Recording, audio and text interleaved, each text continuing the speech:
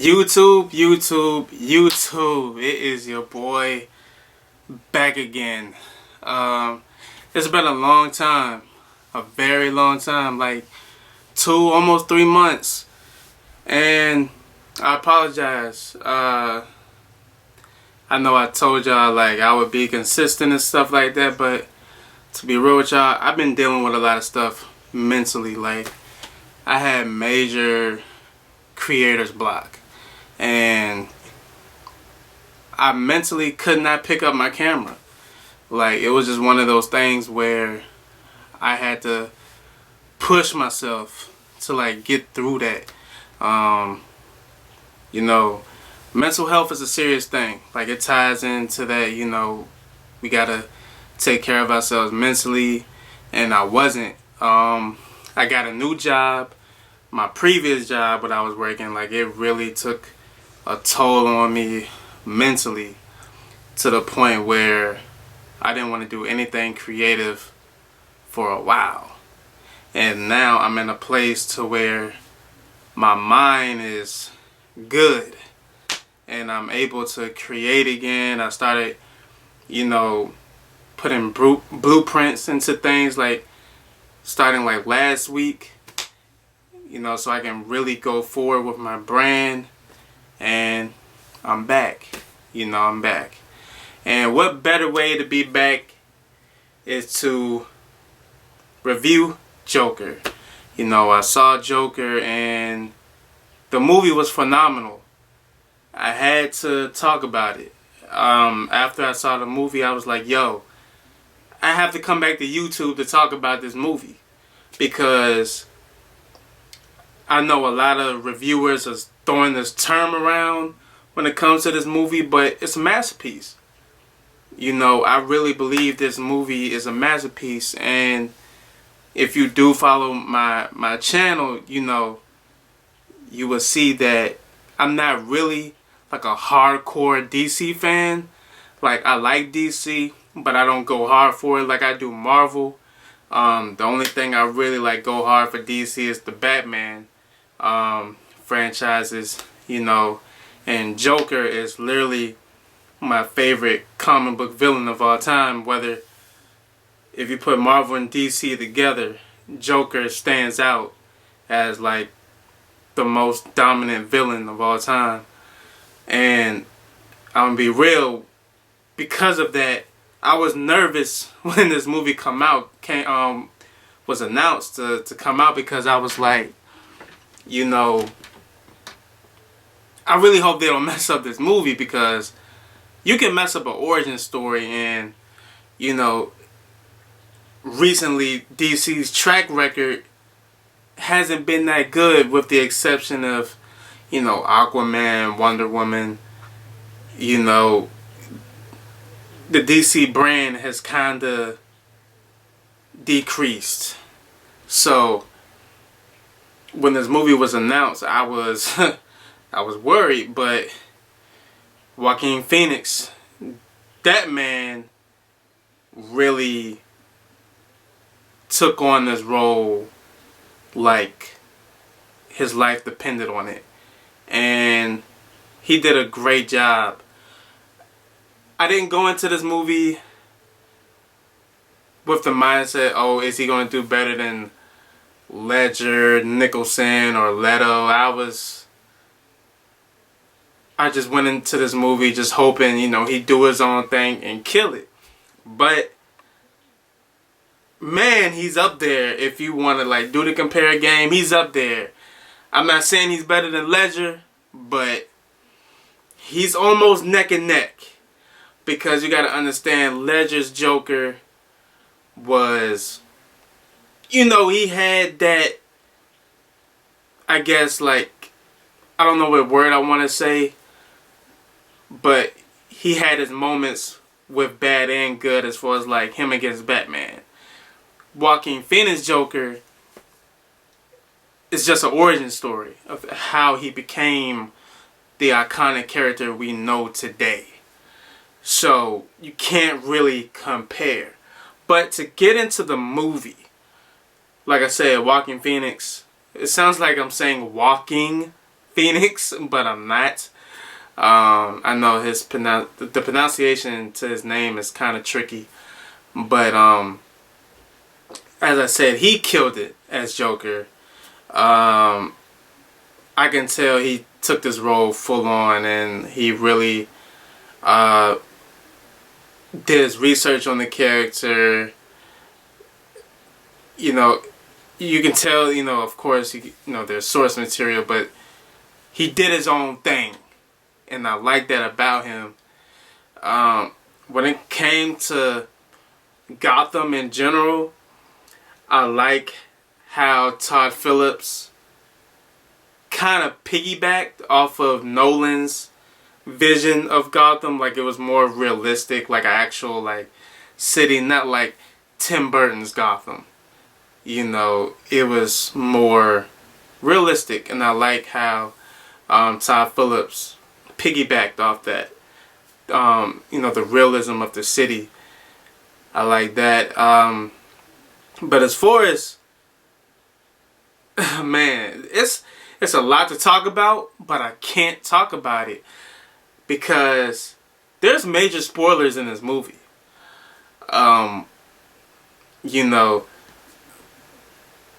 The way Joaquin Phoenix portrays Joker, of course, before he becomes Joker, he's Arthur Fleck.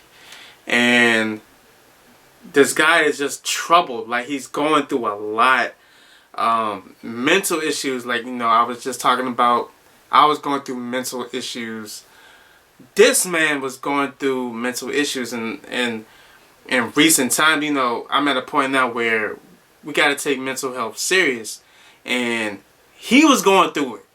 He was going through it, and at the same time taking care of his sick mom. And I'm not going to get into any details, but he finds things out that makes things worse. And I'm just like, man, he's going through it, and there's one particular point in the movie where he's just pushed too far, and you just see his character shifts, and you're just like, he's the Joker now. And the way they do it is so unique, it's so fresh. They didn't rely so heavily on the comics, and Todd Phillips did his thing with this movie. He made it his own movie. Joaquin Phoenix made this his Joker. He didn't try to reincarnate somebody else's vision of the Joker. He made this his own Joker, and I appreciated about this movie. This movie, like I said, deals a lot about mental health, society. Robert De Niro's in the movie. He's this talk show host, and I don't know what else to say other than the first half of the movie. You really feel sorry for the Joker. Well, at that point, Arthur Fleck. But when he slowly transitioning into the Joker, you still kind of feel sorry for him, and you're like, yo, I'm kind of with you on that, because I feel where you're coming from. But at the same time, you're scared of this man. There were points in this movie where I was literally on the edge of my seat, holding my mouth like this, because I didn't know if he was going to do this or do that to someone, something. You just don't know what he's going to do at this point, and you're just on the edge. And I like that about this movie. Something else I wanted to talk about that was,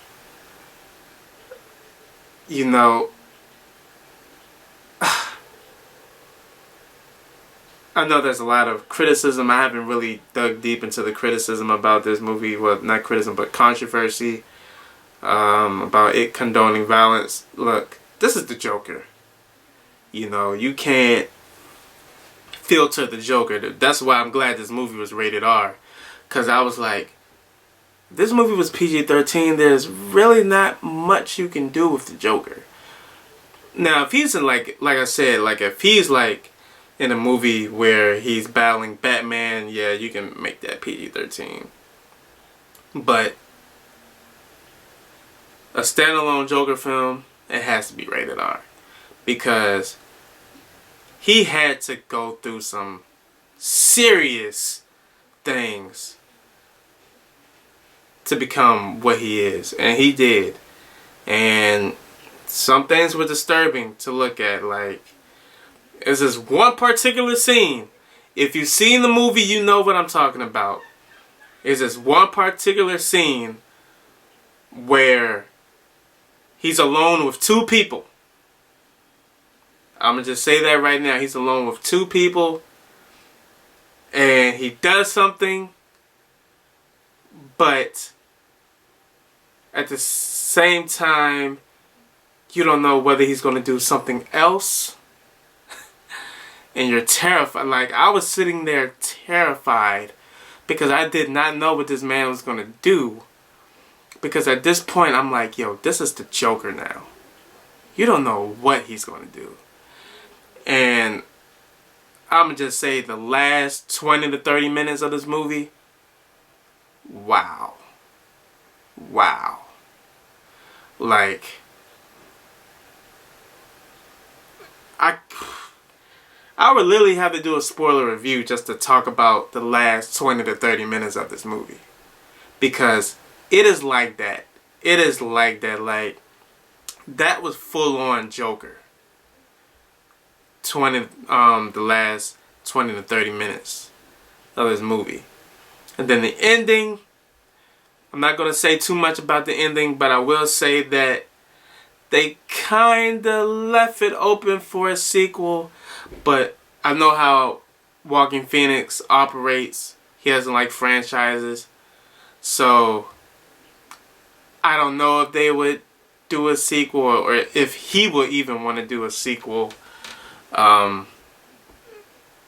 But this movie right here set a solid foundation of what could be a franchise. Because this movie was so good. Joaquin Phoenix did so good. His interpretation of the Joker was so fresh and unique to where I almost want to know how Batman would face this Joker. Speaking of Batman, you're going to get some hints throughout this movie. I'm not going to drop no major bombshells because I understand not everybody has seen this movie, but you're going to get some hints towards Batman in this movie. You know, it's a Joker movie, so obviously it's in the Batman universe. Joker and Batman are inseparable. You know, they're two peas in a pod, so of course there's going to be some references. You know, you don't even have to see the movie to know that. So I don't really think I gave anything away. But man, this movie, man, this movie was great. I'm gonna go see it again. Most definitely. I'm not even gonna exaggerate this, but I might see it at least 2 to 3 more times. I just saw it. I might go see it tomorrow. I might. Definitely before the weekend is up. If I don't go see it Saturday, I'll probably go see it Sunday. But what else am I forgetting to talk about? Okay, Joaquin Phoenix, you know, his mother plays a dominant, well, I'm not going to say a dominant role, but his mother plays a part in all of this. I will say that his mother plays a part in all of this. Robert De Niro's character, he plays a part in some of this. And the thing about it, these are like minor characters. And they play a huge part of everything that's going on in this movie. And you're not going to really understand until you watch the movie. I might do a spoiler review. I'm going to see it again though before I do a spoiler review. But hey, I'm glad to be back. I'm back now. I am full on back. Like, this Joker review is my comeback. I am back. Like, I feel refreshed to finally have my camera again, to be back talking to you guys, because I haven't been able to talk to anybody about movies. My friends are not movie people. I only have like one movie friend. But hey, if you guys like this review, please hit the like button, subscribe, share, and it's your boy B. Lee signing off, but I will be back.